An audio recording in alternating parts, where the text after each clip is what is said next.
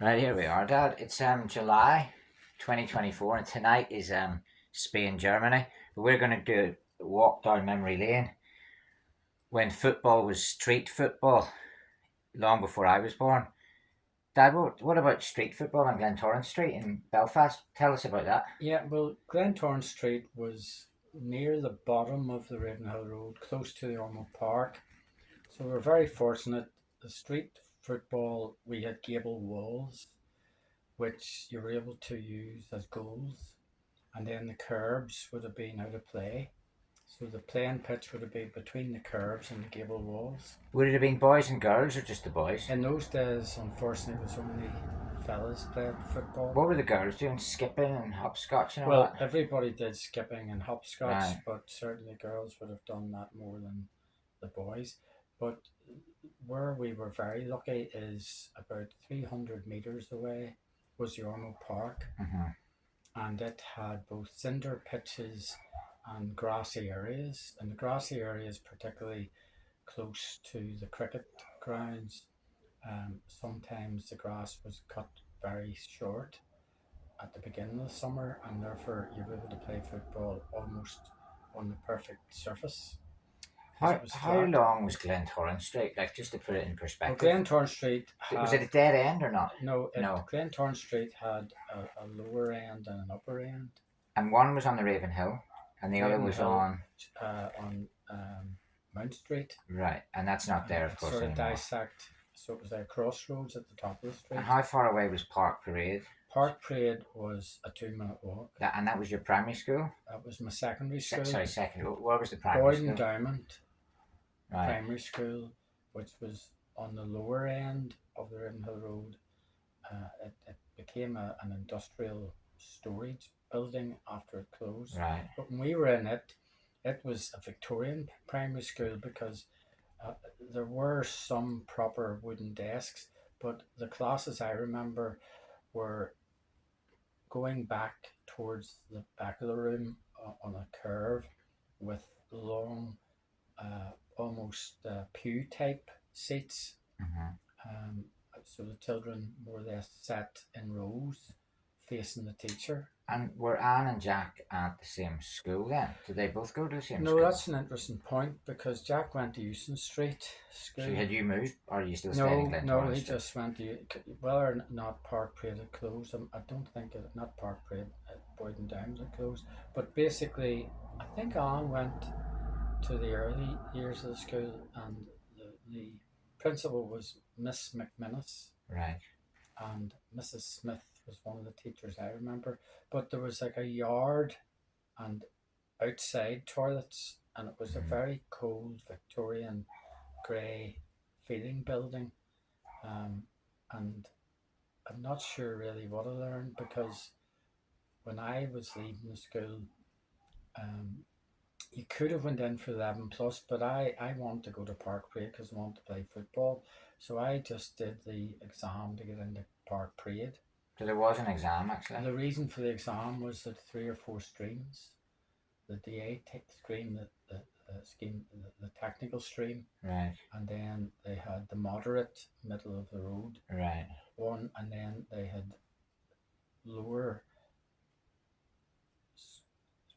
classes for people who maybe were not good at reading and writing, Yeah. and then they had almost a learning class.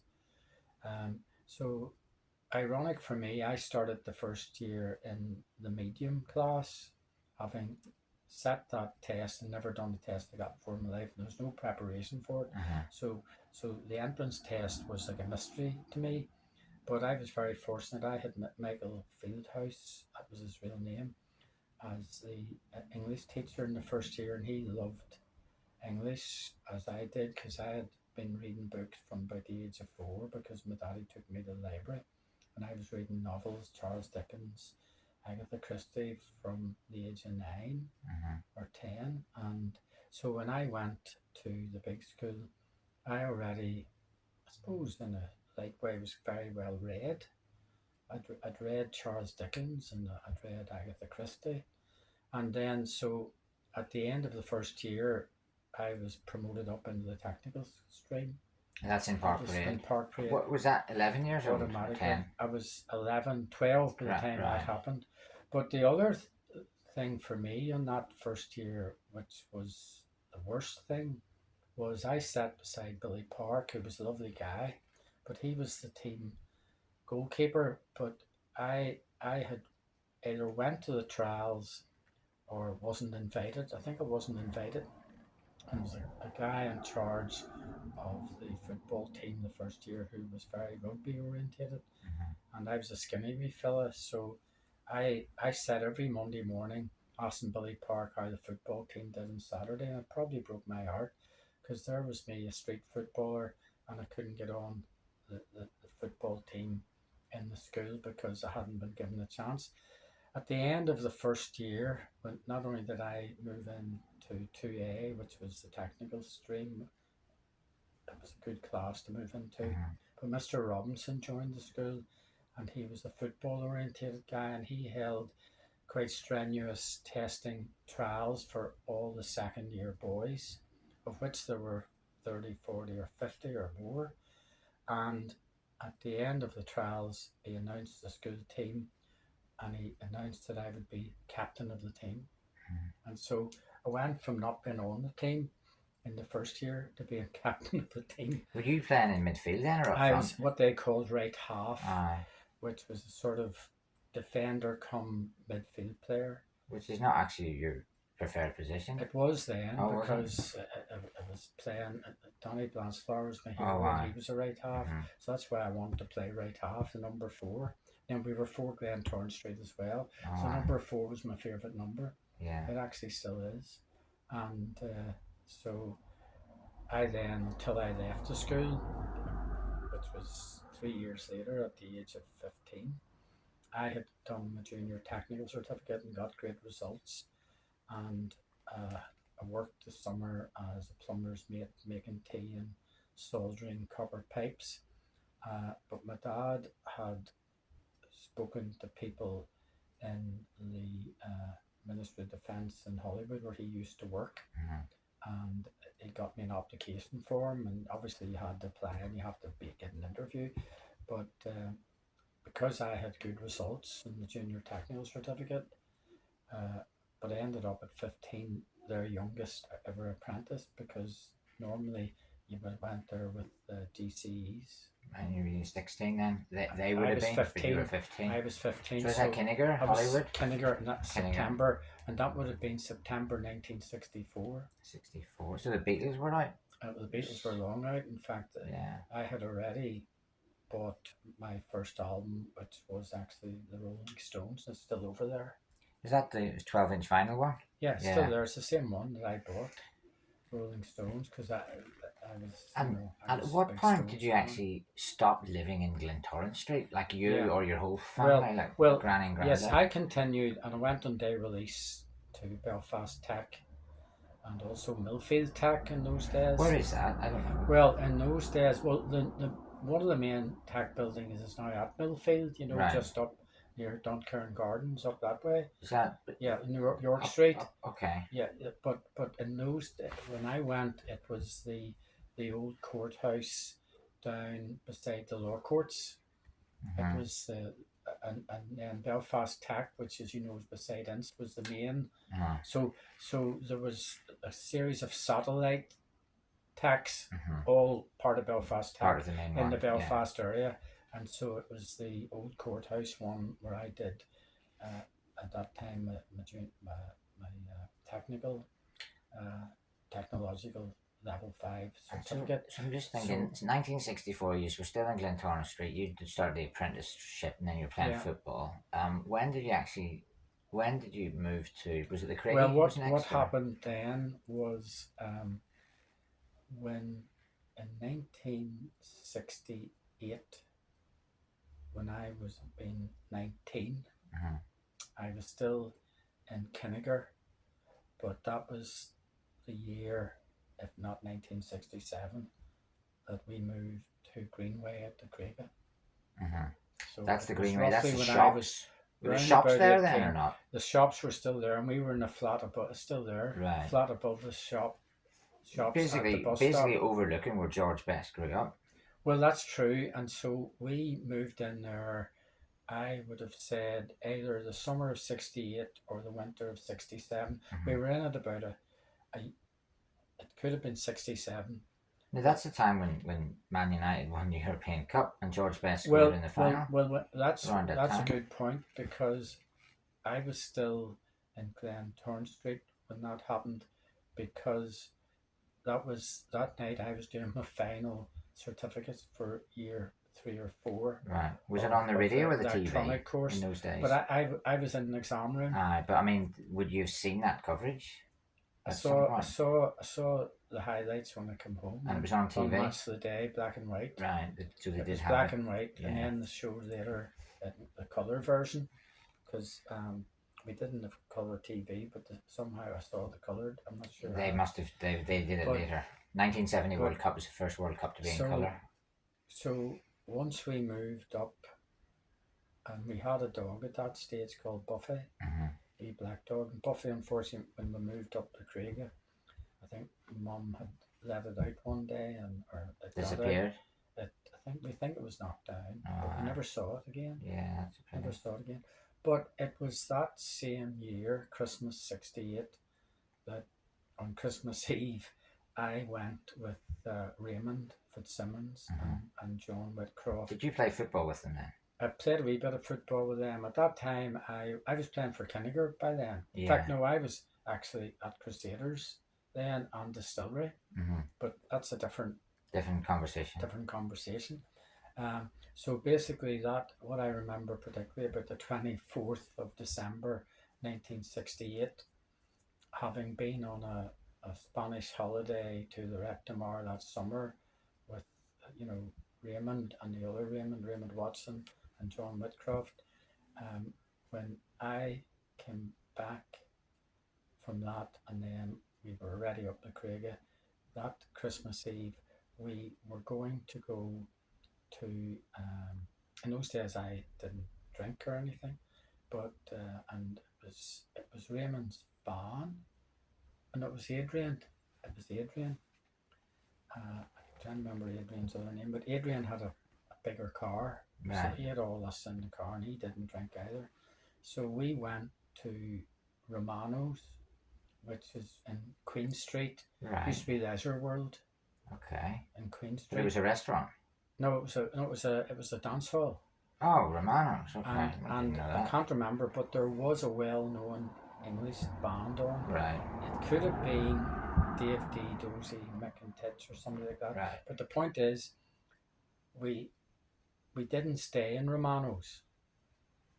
We went to the York Street dance hall where I had never been before, and we Right. walked in there. Obviously, these people weren't old, but I was 18, 19, and the average person's age I was there was 30 plus in it. It was So you like a didn't real fit. dance You just hall. didn't fit. We didn't fit, and so we walked around it. We had paid money in. We walked around it, and then Adrian says, "We'll go to the Floral Hall," another place I'd only been to for a TA Christmas party as a child. Yeah. So I'd never been in it, and going to the zoo. I'd never been So you in it drove all the way when up it to was. Cave Hill Well, then? he drove us, Ah, it's quite Adrian. far away Adrian from. Saunders, Uh huh. and he's still going strong. And Adrian drove us up to Flower Hall. So that night we paid into Romano's. We paid in to the Orchid, York Street. And you check that. It was York Street. There's a dance hall in York Street. It's on the tip of my tongue. Can't remember the name, but then there was a dance hall in York Street. Uh, I thought it was the Orchard Rooms, Orchid Rooms, Or something it like could be. that. It sounds a bit Asian. No, it wasn't. No. It wasn't. It was very like come We had dancing. orchid It was like a Thai, come Thai dancing sort cuisine of before. venue. It was All very right. old fashioned. I thought, but there was a show band on. Aye. You know, it was, and people were dancing and jiving and all that. But it wasn't our age set, and I think Adrian liked it because he was very good at dancing, and he went to these places because he liked dancing. Um, and so I'm starting. This is true. I'm starting in the Floral Hall, almost in a sense mesmerized because I didn't get driven anywhere normally, and this was the third dance hall had been in that night for no other reason than Adrian had a whim to leave one to go to another, to go to Aye. another. And the truth is, that was only because Adrian decided to take us there. And obviously, if somebody's giving you a lift somewhere, You go. it's a night out and you're not normally out, and it was Christmas Eve. So I honestly was standing there, and I looked beside me, and standing there was Mum, like where that chair would be. Yeah. And I think I was pretty shy, to be quite honest. But and what didn't drink, so I only had Coca-Cola, and I So there thought, was a full bar in there, like no, 1968. there might have been, but I wouldn't have known that because Aye. I wasn't in a bar. So No, you had it's to not. pay to get in as You well. paid like 50p or a pound, maybe Right. a pound to get in. Aye. So you're starting. It's quite a huge place with a huge dance floor, Yeah. and I would say maybe 1,000 people In there. easy. Wow. Maybe it was Christmas Eve, bunged. It was 1968. bunged. It was 24th. bunged, and I asked Mum to dance, and I danced with her, and then I thanked her, and she thanked me, and then I was starting talking to the guys again, and I think what happened was not that I did this very much. I then asked this other girl to dance because she was just standing there, Yeah. and I danced with her for a while, and then I was just starting talking to the boys, and I noticed Mum was still Yeah. standing there. She's obviously been up and dancing either with her friends or someone else. In fact, I think there was someone else, but nobody she knew. And so I picked her up again to dance. Said, "Will you dance?" And she did. And I got talking to her, and Was it noisy? Was there a lot of music on? it was all music. So you and could still have we a were wee dancing. It conversation. was very casual dancing, like you didn't really know the person, so you were just starting dancing. And then I either bought her a Coke or an orange, or we just sat to have a chat. So you actually sat that down at that point? Might have. It's hard to remember, but what I do know is what happened is Muriel said to me, Mum said to me, I'm with my sister. I played a joke on me, my sister Jennifer, and my friend Jane. Wasn't Jane? One would know the names. There was at least two other people. So there was Mum and two others. Yeah. Two girls. Yeah. Yeah. And I will remember the girl's name.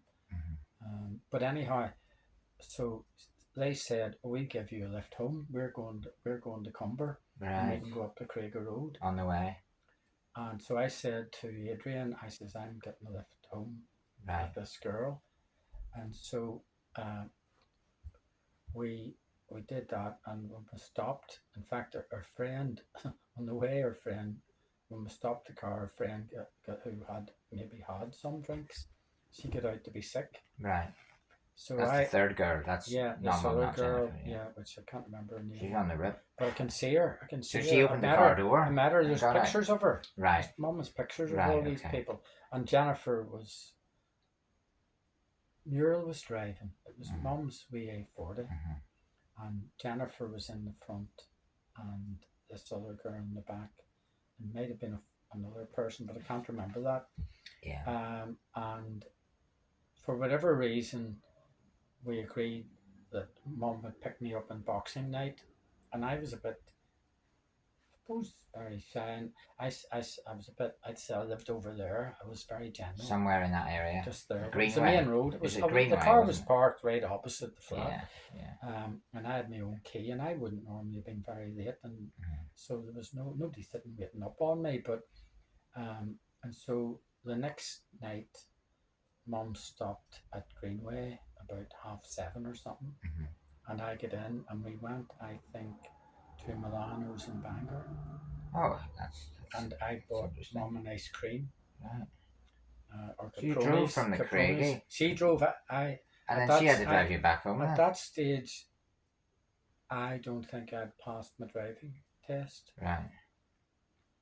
So she drove down to Romano's. She picked me. Sorry, was it not Romano's? No, Bangor. We went. She came from Cumber to Craigie. Yeah. And we went to Bangor. Right. And obviously, then later on, that night she dropped me off again. I don't know, half 11 or 12, and then we agreed to meet. I think New Year's Eve, and then after that we started to see each other on a regular basis, and that's how we met. I'm going to just stop the Hard to video because believe. it's I mean that's a great story, Dan. I'm going to stop it just because it's running and I want to check that it's recorded at all.